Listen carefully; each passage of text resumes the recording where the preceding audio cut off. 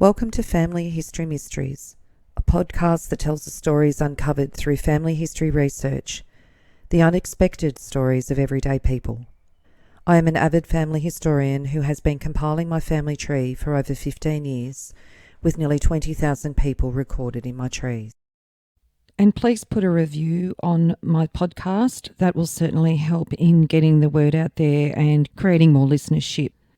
Shorts episode number 25, Violet Wiseman.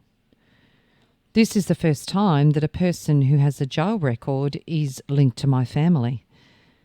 Violet May Wiseman, born Violet May East, married Albert Wiseman in 1917.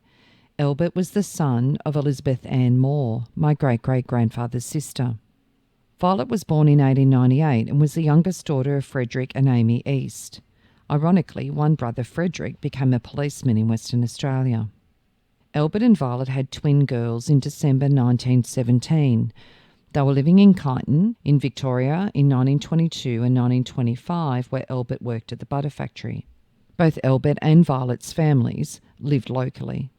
On the 21st of April 1926 in the Melbourne Age, a woman's artifice, police magistrate's complaint.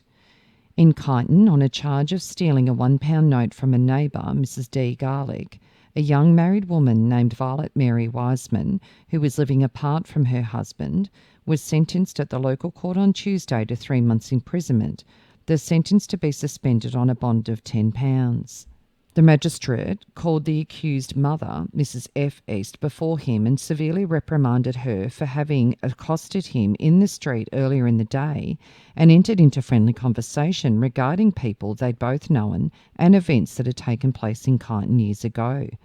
At the time, he did not know that a relative of hers had been charged with a crime and was to appear before the court, and nor did he know then what motive she had in accosting him.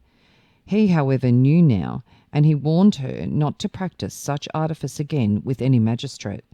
He added that it was a highly improper thing for relatives of the accused persons whose cases are up to approach magistrates likely to adjudicate in such cases and try to ingratiate themselves into favour to the possible disadvantage of some other innocent person. On the 3rd of July 1926, alleged false pretences. On Tuesday, at the Kyneton Police Court, Violet Mary Wiseman, a young married woman, was committed for trial. She was committed for trial by Mr. Bartold, PM, at Kyneton General Sessions on the 24th of August, on a charge of having on the 5th of June obtained 4 bottles of ale and 1 bottle of whiskey from David Reuben Waters at McLaren's shop with the intent to defraud. According to the evidence, the accused secured the liquor by means of a note signed E.A. Wiseman and by saying that this is from Mrs. Wiseman of Cobor. Mrs. E.A. Wiseman denied that she'd written or sent the note. Mrs. McLaren deposed that on the 7th of June the defendant came to the back door of the shop. She said, "Mrs. Wiseman of Cobor is too ill to give me a note. Will you give me a bottle of brandy and 3 bottles of ale for her?" The witness supplied her with the goods. She then said, "I have been staying with my mother-in-law for the weekend and have to drive straight back in the buggy with the goods." Bail was allowed but not forthcoming, and the accused was taken to Bendigo Jail. And on the 25th of August 1926 in the Melbourne Age, in Kyneton at the Court of General Sessions on Tuesday, a young married woman named Violet Mary Wiseman was charged with having obtained 7 bottles of ale and a bottle of whiskey from David Reuben Waters and Beatrice McLaren with intent to defraud. She pled guilty and was remanded for sentence. She was sentenced to 3 months' imprisonment on the next day. This was concurrent based on the 2 charges. Mr. Cornish made a plea for leniency and said the accused was a woman who had a great deal of trouble, which had practically made her irresponsible for her actions. However, she was sentenced to 3 months' imprisonment with light labour.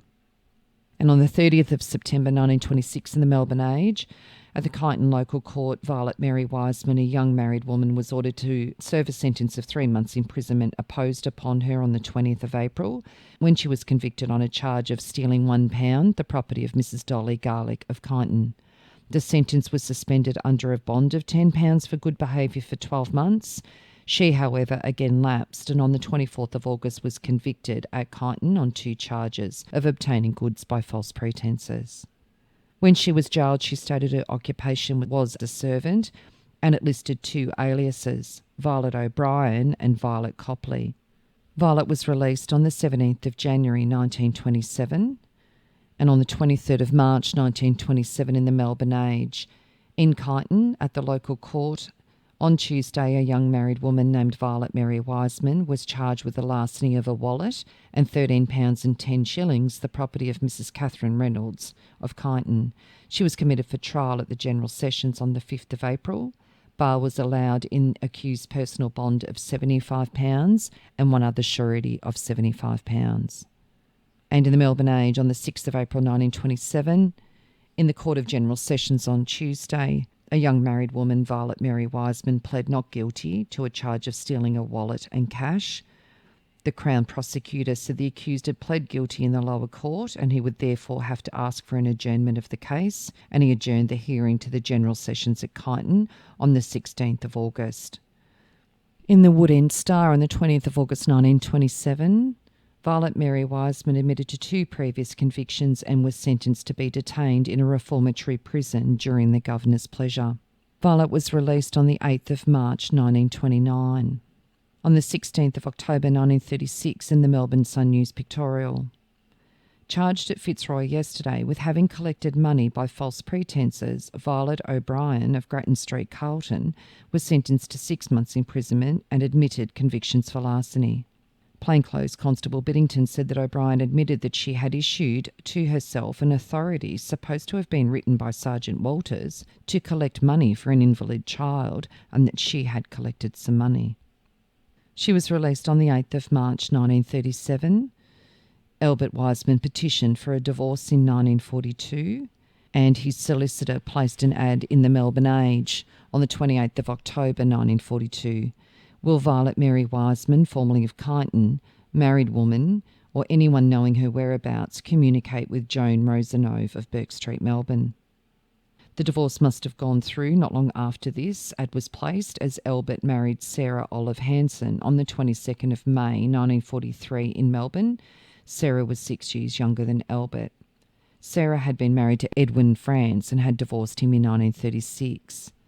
Edwin was a railway employee and they lived in Footscray, and Sarah was 10 years younger than him. Edwin actually put forward the divorce, and the divorce was on the basis of desertion. They'd married on the 10th of July 1929 in Gisborne. On the 22nd of October 1943, Violet was charged with unlawful possession and given 3 months in jail, and she was released on the 8th of January 1944. After that, I lose trace of her.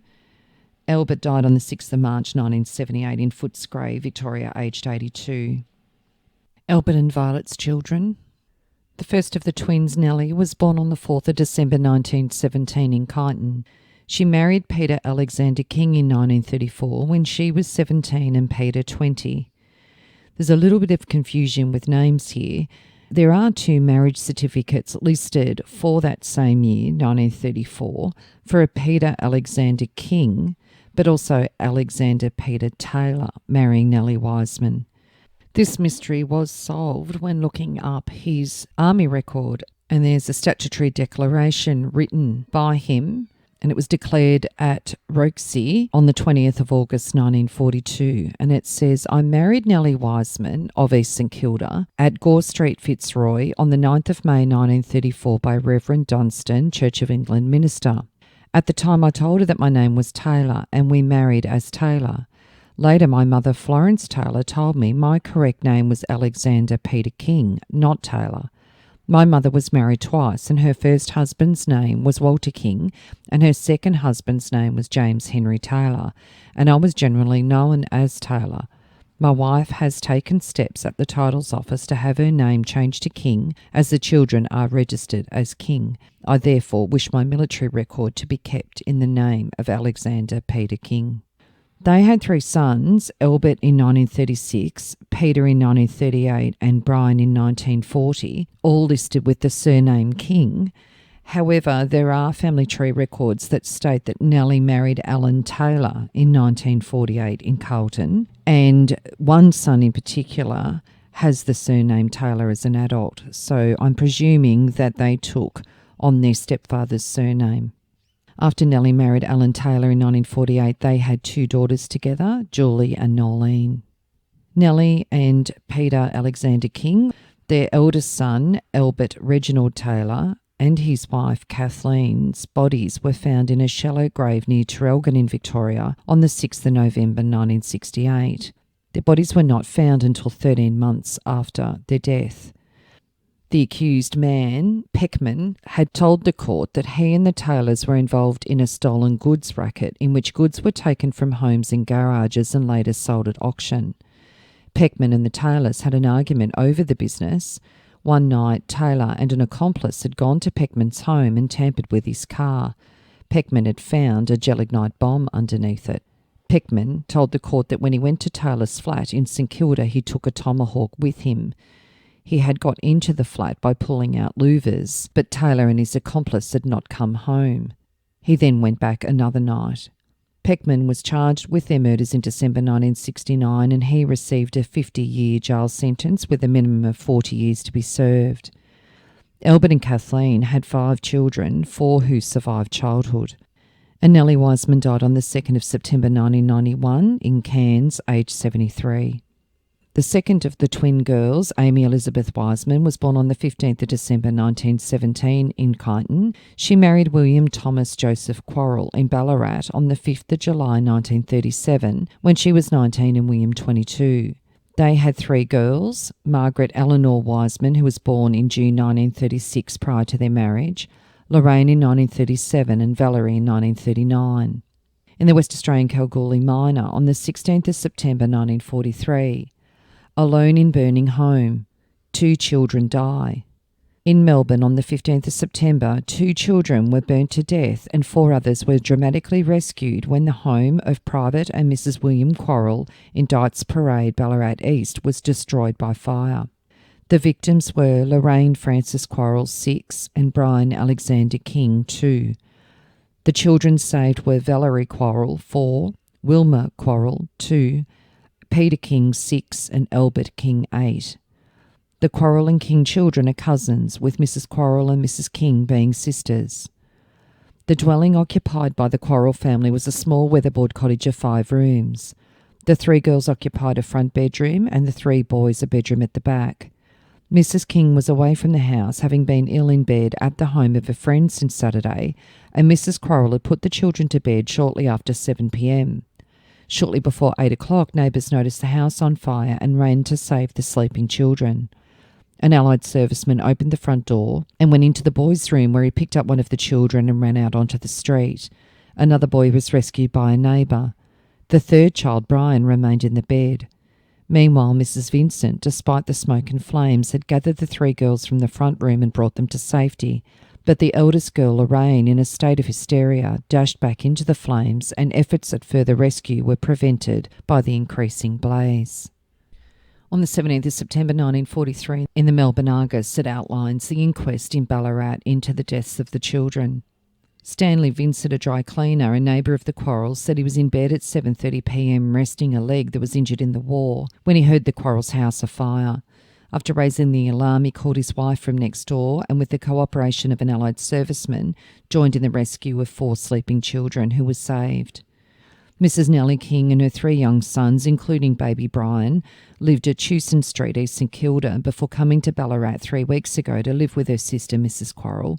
Private Quarrell is in camp in Victoria and Private King is in a northern area. On September the 11th, Mrs. King became ill and went to stop with a friend. On the 9th of September the 15th, her 3 children and Mrs. King's 3 were left alone in the house. Mrs. Quarrell said that when leaving, she asked her neighbour, Mrs. Vincent, to keep an eye on the children. She said there was only 1 electric light that was left alight in the house and only 1 small fire in the dining room, which was almost out. The electric wiring in the house was faulty. 3 globes had fused and her wireless set had burst into flames 3 times recently. William and Amy must have separated by 1949 as she's living alone at Carlsthrough in Victoria near Kyneton. She then married Alan Gordon Bowen in Victoria in 1949 when she was 32 and Alan 39, and they had 3 children. Amy died on the 19th of August 1977 in Victoria, aged 59. The third child was Elsie May Wiseman, who was born on the 20th of April 1920 in Kyneton. In 1954, she was living at the Junction Hotel in Kyneton, and she died on the 26th of January 1971 in Carlton, Victoria, aged 50. She did not marry. Sarah Maud Wiseman, another child, was born on the 21st of May 1922 in Kyneton. She did not marry and died on the 24th of July 1997. And two sons who I found no further reference to, so I'm assuming that they died in infancy, was Albert Lewis Wiseman, born on the 9th of June 1923 in Kyneton, and George James Wiseman, born on the 13th of November 1924 in Kyneton. So between 1917 and 1924, so in 7 years, she'd had a set of twins and another 4 children. So children in quick succession, which makes me wonder whether Violet had maybe some sort of postnatal depression and really struggled a little bit, and this resulted in the crimes that she committed. If you are interested in sharing your story on my podcast, Family History Mysteries, please go to my Facebook page and send me a message.